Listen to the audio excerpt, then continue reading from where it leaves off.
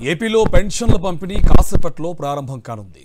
తాడేపల్లి మండలం పెనిమక్క గ్రామంలో సీఎం చంద్రబాబు పెన్షన్ల పంపిణీ కార్యక్రమానికి శ్రీకారం చుట్టనున్నారు.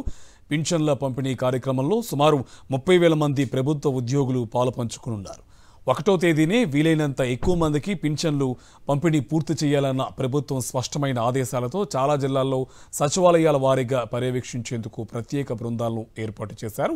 జిల్లా రెవెన్యూ డివిజన్ స్థాయిలో డిఎల్డిఓ, డిపిఓలను పర్యవేక్షణ అధికారులుగా నియమించారు. గ్రామ వార్డు సచివాలయ సిబ్బంది ద్వారా లబ్ధిదారుల ఇంటి వద్దే పింఛన్ల పంపిణీ చేపడుతున్నందున ఉన్నతాధికారుల ఆదేశాలతో పలు జిల్లాల్లో సచివాలయ సిబ్బంది ఆదివారం రాత్రి వారు పనిచేసే సచివాలయాల్లోని బస చేశారు. ఉదయం 6 గంటల నుంచే పింఛన్ల పంపిణీ కార్యక్రమాలు చేపట్టాల్సిన నేపథ్యంలో సిబ్బంది అంతా ఆదివారం రాత్రి సచివాలయం పరిధిలోని బస చేయాలని పలు చోట్ల ఉన్నతాధికారులు ఆదేశాలు జారీ చేశారని, దీంతో అత్యధిక శాతం సచివాలయాల్లోనే బస చేశారని ఉద్యోగ ప్రతినిధులు తెలిపారు. ఉదయం 6 గంటలకు పింఛన్ల పంపిణీ ప్రారంభించిన వారిపై క్రమశిక్షణ చర్యలు చేపడతామని ఉన్నతాధికారులు హెచ్చరించినట్లు వివరించారు.